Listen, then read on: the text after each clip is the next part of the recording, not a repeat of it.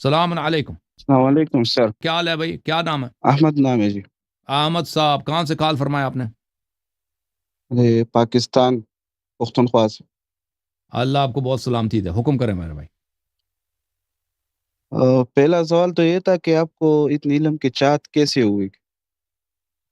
اتنا وہ نہیں ہے بھائی، پتہ نہیں، وہ تو ہر ایک ہوتا میں نے بھی 3 اتنی سال وہ ادھر آپ پڑھا ہے نا. کتابیں پڑھتے ہیں نا، کتابیں پڑھیں وہ معلومات انسان کا بڑھ جاتا ہے.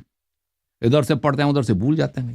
اس طرح نہیں کہ ہمارے پاس بہت زیادہ علم ایک طرف سے پڑھتے ہیں دوسری طرف سے بھول جاتے ہیں، پھر دوبارہ پڑھتے ہیں وہ یاد آ جاتا ہے یہ مطلب تو ہم نے پڑھا تھا بھول گئے تھے، پھر وہ بھول جاتے ہیں، پھر تیسری دفعہ 2 سال کے بعد پڑھتے ہیں، پھر پتہ چلتا ہے کہ یہ پڑھ لیا تھا یہ بھول گئے.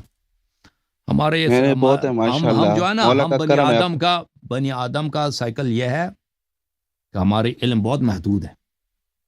ہماری دانش، ہماری علم بہت محدود ہے. اللہ تعالیٰ کا علم لامحدود ہے، رسول اللہ صلی اللہ علیہ وسلم کا علم لامحدود ہے. ہمیں اعتراف کرنا چاہیے کہ ہم بہت کم باتوں کو جانتے ہیں، بہت کم باتوں، اور وہ بھی جو باتیں ہم جانتے ہیں نا، وہ بھی اس میں سے کچھ صحیح ہوتی کچھ غلط ہوتی ہیں. بعد میں پتہ چلتا ہے فلانی بات ہم سمجھ رہے تھے صحیح ہے وہ غلط ہے. اور بہت ساری باتیں جو ہیں ہم سمجھ گئے ہیں اس کو اچھی طرح سے نہیں سمجھے، اور بہت ساری ایسی باتیں ہیں جو ہم اچھی باتیں ہیں پھر ہم اس کو بھول جاتے ہیں، غافل ہو جاتے ہیں. ٹھیک ہے نا. تو بنی آدم بہت ایک ناقص مخلوق ہے اللہ کی. ہم ہر لحاظ سے محدود ہیں، ناقص ہیں. ٹھیک ہے نا. اللہ تعالیٰ نے ہمارے لیے ہدایت کا چراغ رسول اللہ صلی اللہ علیہ وسلم اہل بیت کو بنا کر بھیجا. ان کا علم، ان کا نور کامل ہے، ہم تو کچھ بھی نہیں. جی سر. میرا ایک سوال تھا کہ رسول صلی اللہ علیہ وسلم کا جنازہ کس نے پڑھا ہے؟ امیر المؤمنین علیہ السلام نے پڑھا ہے. تو ادھر ہمارے یہاں کچھ کہتے ہیں کہ ابو بکر نے پڑھا ہے، کچھ کہتے ہیں کہ ہوا ہی نہیں ہے ان کا جنازہ اوپر آسمان میں. وہ اس طرح کچھ باتیں کرتے. وہ انہوں نے نبی صلی اللہ علیہ وسلم کو نہ جنازے کو پایا، نہ انہوں نے ان کی تدفین میں شرکت کیا.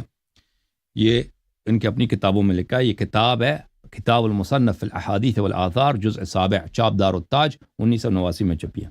ملاحظہ کریں یہاں پر یہ حدیث بشرط بخاری صحیح ہے، نہایت ہی صحیح سند کے ساتھ. حدثنا ابن نمیر عن ہشام ابن عروہ عن ابیہ ان ابا بکر، عروہ ابن زبیر کہتے ہیں کہ ان ابا بکر و عمر لم یشہدا دفن النبی صلی اللہ علیہ وسلم.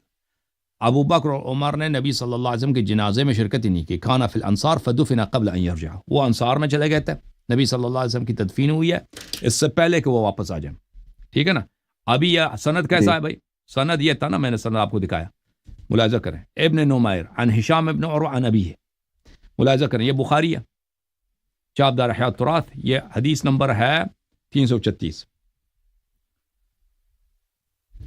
عبداللہ ابن نمیر عن ہشام ابن عروہ عن ابیہ، یہ سند بخاری کی سند ہے جی. اس بخاری میں، مسلم میں یہ سند بہت زیادہ ہے. ٹھیک ہے نا. جی ہاں. ایک اور بھی دلائل ہمارے پاس، لیکن اتنا ہی کافی ہے. جی سر. اور رسول صلی اللہ علیہ وسلم نے حضرت خدیجہ کے وقت دوسری شادی کیوں نہیں کی تھی؟ کوئی حدیث میں نے نہیں دیکھا ہے. دیکھیں ہم اپنے فکر سے بناتے ہیں کہ وجہ کیا ہو سکتی ہے. ہمیں یعنی کوئی حدیث ہوگا نا کہ ایک شخص شادی نہیں کرتا، اس کی ایک وائف ہے، دوسری شادی کر سکتا ہے نہیں کرتا، اس کی وجہ کیا ہے مجھے نہیں معلوم. حضرت خدیجہ سلام اللہ علیہا جو ہوتے ہیں نا، وہ بہت ہی عزیز تھی نبی صلی اللہ علیہ وسلم کے قلب میں، دل میں. اللہ تعالیٰ نے جتنی بھی اولاد دیا نا نبی صلی اللہ علیہ وسلم کو، ان سے دی ہے. صرف ماریہ سے ایک بیٹا ملا، وہ بھی وفات ہو گئے. باقی سب بیٹیاں بیٹے حضرت خدیجہ کے سے تھی. ان کو وہ بھی حضرت زہرا سلام اللہ علیہا کے والدہ تھی.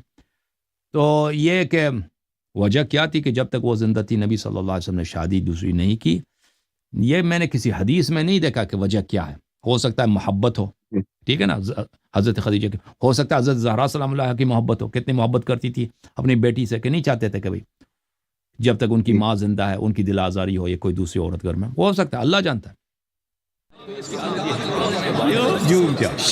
جھوم جاؤ، پرواز کرو، کیوں فخر سے سر اٹھا، کیونکہ اللہ تعالیٰ نے تمہیں انتخاب کیا. صراط حق پر صرف تم ہو، صراط ایمان پر صرف کیا، کیونکہ اللہ تعالیٰ نے تمہیں انتخاب کیا. صراط حق پر صرف تم ہو، صراط ایمان پر صرف